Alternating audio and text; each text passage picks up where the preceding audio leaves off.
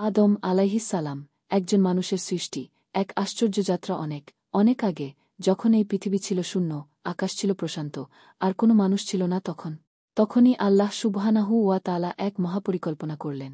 তিনি ফেরেশতাদের বললেন, আমি পৃথিবীতে একজন প্রতিনিধি সৃষ্টি করব। ফেরেশতারা অবাক হয়ে বললেন, আপনি কি সেখানে এমন কাউকে সৃষ্টি করবেন, যে সেখানে বিশৃঙ্খলা করবে, রক্ত ঝরাবে?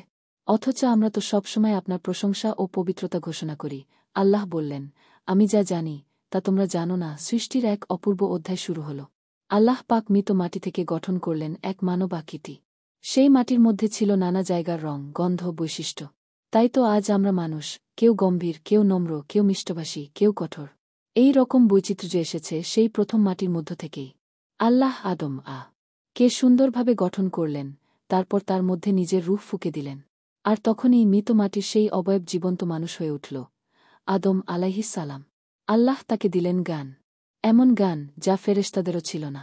তিনি আদম কে সমস্ত বস্তুর নাম শেখালেন, আর যখন ফেরেশতাদের সামনে তা প্রকাশ করলেন, তখন তারা বিস্ময়ে বলল, হে আল্লাহ, আমরা কেবল এতটুকুই জানি, যতটুকু আপনি আমাদের শিখিয়েছেন। আল্লাহ তখন আদেশ করলেন, আদমকে সিজদা করো। সব ফেরেশতা সিজদায় লুটিয়ে পড়ল। কিন্তু ইবলিস, এক অহংকারী সৃষ্টি, সে বলল, আমি মাটির চেয়ে উত্তম। আপনি আমাকে আগুন থেকে সৃষ্টি করেছেন। এই অহংকারী তাকে করে দিল অভিশপ্ত। ইবলিস আল্লাহর আদেশ অমান্য করে হয়ে গেল শয়তান। আদম কে জান্নাতে বাস করতে বলা হল। সঙ্গী হিসেবে সৃষ্টি করা হল হাওয়া আলাইহাস সালাম কে। আল্লাহ তাদের বললেন, তোমরা জান্নাতে শান্তিতে থাকো, যা খুশি খাও, তবে এই একটি গাছে ছুঁয়ো না। কিন্তু শয়তান এসে ধোঁকা দিল, বলল, এই গাছের ফল খেলে তোমরা অমর হবে। আদম ও হাওয়া ভুল করে সেই নিষিদ্ধ গাছের ফল খেলেন। সাথে সাথে তাদের পোশাক উধাও হয়ে গেল, আর তারা লজ্জিত হলেন। আল্লাহ বললেন, নেমে যাও পৃথিবীতে। সেখানে তোমরা একে অপরের শত্রু হবে, এবং এক সময় তোমরা আমার কাছে ফিরে আসবে। আদম অনুতপ্ত হলেন। আল্লাহ তাকে কিছু দোয়া শিখালেন। হে আমাদের প্রতিপালক, আমরা নিজের উপর জুলুম করেছি। আপনি যদি আমাদের ক্ষমা না করেন ও দয়া না করেন, তবে আমরা ক্ষতিগ্রস্ত হব। আল্লাহ তাদের তাওবা কবুল করলেন। এইভাবেই শুরু হল মানুষের পৃথিবীতে জীবন। আদম হলেন প্রথম নবী, প্রথম বাবা, আর মানবজাতির পথপ্রদর্শক। একটা সময় ছিল যখন এই পৃথিবী ছিল নিঃসঙ্গ। সবুজ বনানী, বিশাল আকাশ, পর্বত আর নদীর মাঝে মানুষ বলে কিছুই ছিল না।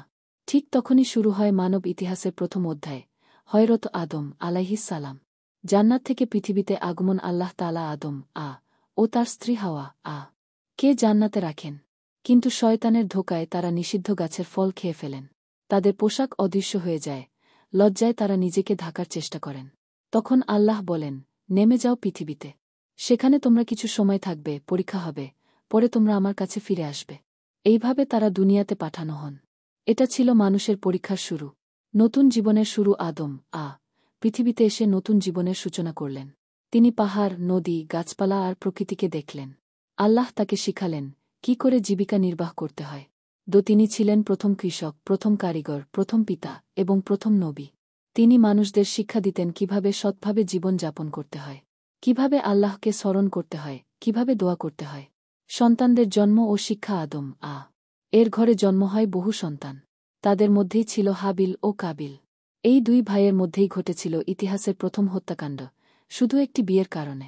কাবিল হিংসা করে হাবিলকে হত্যা করে।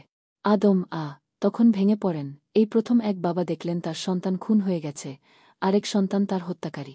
এই ঘটনায় আদম বুঝে গেলেন, দুনিয়া সহজ নয়, এখানে পরীক্ষা আছে, কষ্ট আছে, হিংসাবিদ্বেষ আছে। তবুও তিনি ধৈর্য ধরলেন, আল্লাহর উপর ভরসা রাখলেন। শেষ জীবন ও বিদায়। আদম প্রায় ৯৬০ বছর বেঁচেছিলেন। তিনি বহু সন্তান-সন্ততি রেখে যান, যারা পরবর্তীতে নানা জাতি ও জনগোষ্ঠীতে পরিণত হয়। তিনি মৃত্যুর আগে তার উত্তরসূরিদের বললেন, তোমরা আল্লাহর পথে থেকো, শয়তানের ধোঁকায় পড়ো না। এই দুনিয়া পরীক্ষার জায়গা, স্থায়ী ঠিকানা নয়। তার মৃত্যুর পর ফেরেশতারা এসে তার জানাজা দিলেন, আর তাকে কবর দিলেন। এভাবেই শুরু হয় মানুষের দাফন কাফনের রীতি।